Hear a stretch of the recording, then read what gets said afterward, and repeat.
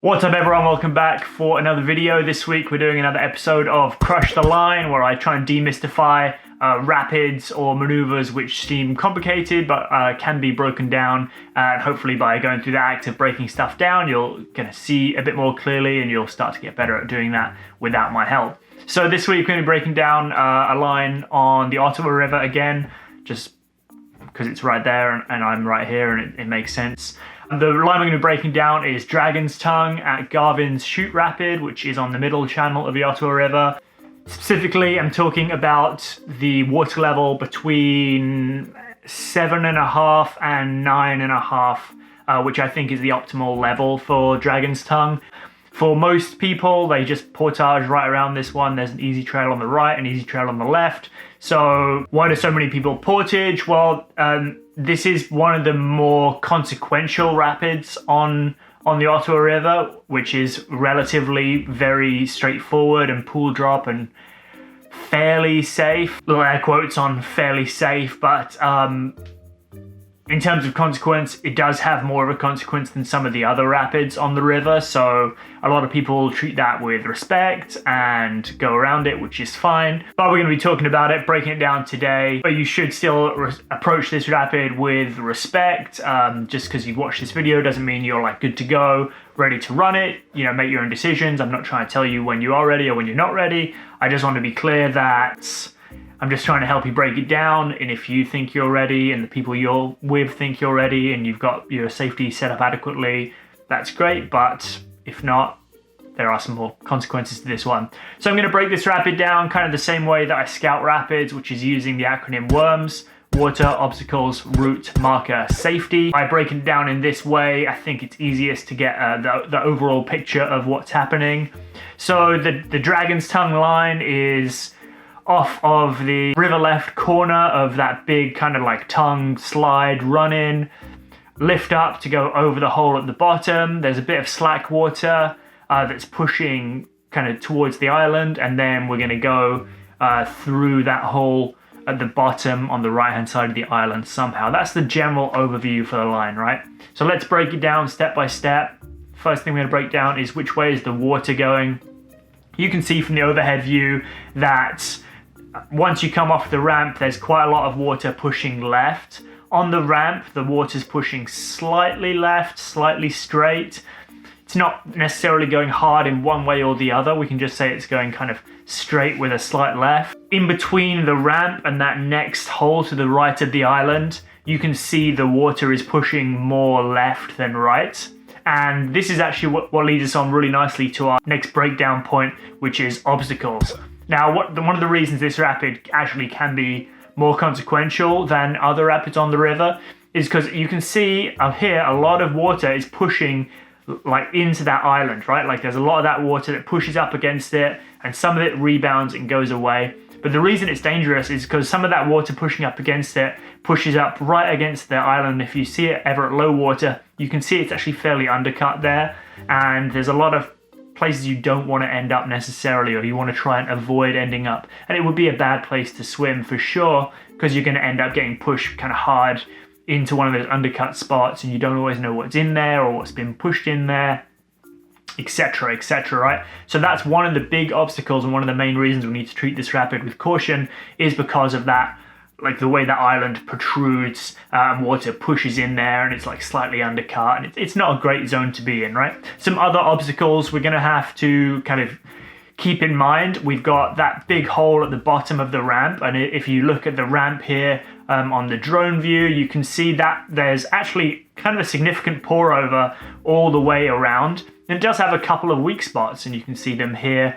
The one we're gonna be using is that left one, but not going to get too far ahead of myself here. We'll just keep talking about obstacles for a second. So we've got that hole kind of right at the bottom on the left side of the ramp. There's a weak spot we just talked about. And then the next big obstacle is that big hole that comes off of the right of the island. I've always known this hole to be called Purgatory, like the place you go before you die in some, I don't know, belief systems, whatever you believe. And that hole sucks. I've been beat down there before. It really sucks. It's got a big toe back. It's really aerated. It's hard to get in control. It sucks. And there's no two ways about it, right? Like if you end up getting surfed in that hole, you're going to know about it, you're going to have a bad time. And if you end up swimming in there, you're going to have a bad time because it has quite a significant subsurface towback, which means there's water flowing back into it from downstream for a long way. That being said, it does have a couple of weak spots. There's a weak spot coming off of the island, and there's a weak spot all the way kind of over to the river right-hand side. So those are our main obstacles. We've got the hole at the bottom of the ramp. We've got the getting pushed up against the island and the hole that comes off of the island, which I don't think I talked about, but there is another feature that comes off of the island at some flows that we need to be aware of. And that purgatory hole, which it is significant and can lead to a bad time, right? So we've got water obstacles, we know. Now we're going to think about the next thing on our W.O.R.M.S acronym is route. Where do we go to work with the water and mitigate those obstacles to get ourselves from the top to the bottom? So going down the ramp, approach the horizon line really slowly with your boat angled a bit left, and you're going to be looking for this point. Just if you think about the ramp going down, having a squared off end, and then on the river left side of it, there is a piece of rock that juts out just a bit further than all of the other rocks. And that's the point we're going to be aiming for. Ideally, I want to do some backstrokes right on the horizon line and just identify that one spot. Once you've identified that one spot, you're going to come down the ramp with right to left momentum, charging towards it. You need to make sure you've entered slightly right of center so that you can build up right to left momentum. If you entered right and then you start going towards it, that slight left current that we talked about when we talked about where the water goes is probably going to push you offline and you're going to end up too far left. Maybe get beat down in the hole at the bottom, maybe not. Who knows? But we don't want to run that risk, right? We want to be in control. That's the goal. So entering slightly right, building up right to left momentum, identifying that spot we're going to go off, and we're going to pretty much launch off of that one spot. We're going to use it to help us lift our bow up to get a nice boof and to clear the hole at the bottom of the ramp there. The reason we're shooting for that spot and not just going straight off the end of the ramp is that spot's going to give us the best shot at clearing the hole without slowing us down. Then we can use that speed to help us in the next part of the movement, right? From coming off the ramp, we're going to be carrying a lot of speed left or in the left direction. We don't want to let ourselves go all the way left up onto the island because you're going to hit that wave hole feature that juts off of the island, and it's going to spin you around or surf you or not treat you well. So just keep that in mind, that you want to maintain and carry your speed, but don't let your nose keep going hard left. And once you get off of there, you've got two places you can go to avoid that purgatory hole or to get yourself through that purgatory hole. The way I like to go is going hard left between the hole and the island. Around this level, there's usually a really nice clear tongue. And to get there, I'm just carrying my speed off of the ramp. I turn like slightly downstream, so I'm somewhat square to the hole. This stops me from going like rocket speed into the hole that comes off of the island above the purgatory hole. Slightly turn downstream, look for the spot where I'm going to be attacking, and then paddle hard using my speed and momentum, lift up, and then usually end up nice in that river left eddy. Happy days. At slightly lower flows than this, the move I prefer to do is actually to ferry and go all the way river right. So once I've turned upstream, I'm going to ferry across the top of the hole in that kind of slack water there. Sometimes the river's going to be going nice and slow and it's easy to make that maneuver. Sometimes it's kind of a hassle and you're really pushing for it. And then I usually just scoot out of the end of the hole, no stress, or you can attack that weak point center right, which is a good option too. If that second part of the run doesn't go the way you thought it was, or you get flipped coming off of the ramp and then it takes you a while to roll up, you're going to end up getting beat down in that purgatory hole. And the lower water levels, that really sucks, to be honest. The higher water levels, it really sucks, to be honest. But whatever level you end up, if you do end up in there, you are going to need to turn your boat river right and dig yourself out.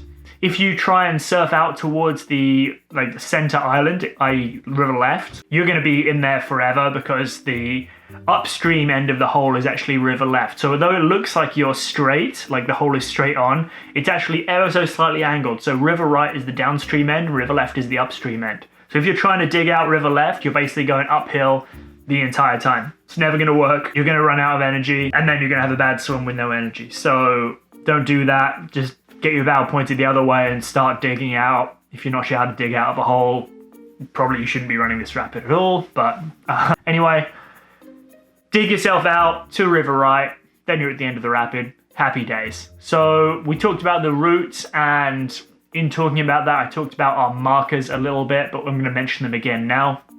So like I said, marker number 1, bottom of the ramp, you can see that one spot that juts out right on the corner of the ramp. That's the first thing I'm looking for. The second thing I'm looking for is that weak spot of the hole on the left of the purgatory hole where it meets the island. Don't look for the second marker before you can see the first marker, but you do need to know where they both are before you start the rapid. If you can't see them from scouting, again, maybe you're not ready to run this one yet. And in terms of those markers, yeah, like I said, don't get too far ahead of yourself. Make sure you can see the one you're going to, and make sure you're attacking the one you're going to, because if you get offline earlier on, it'll be more difficult to regain where you're going. That being said, you do need to know where the second marker is, because if you do get offline, you need to be able to see where you're going.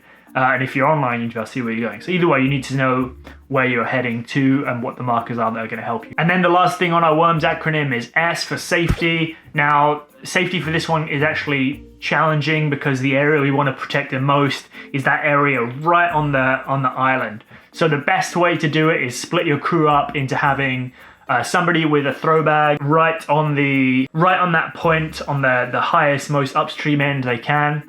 And then they can hopefully get a throw bag to you and kind of get you out of trouble if you do get in a bad spot there. But really, you don't want to swim there. It's not a good spot to swim. The other thing that person is able to do is if you are getting hammered against the wall, they might be able to lower rope down to you and help pull you like kind of straight up.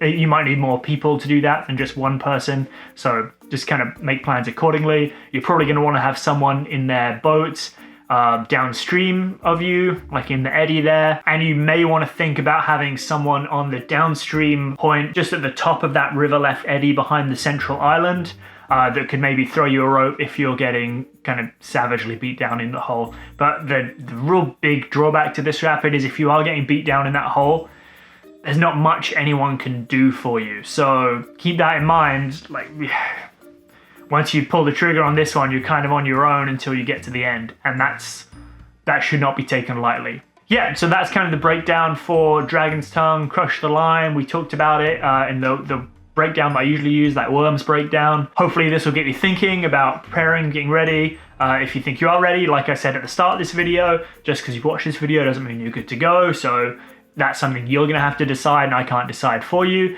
But I hope it helps, and I will see you in a future video. Peace.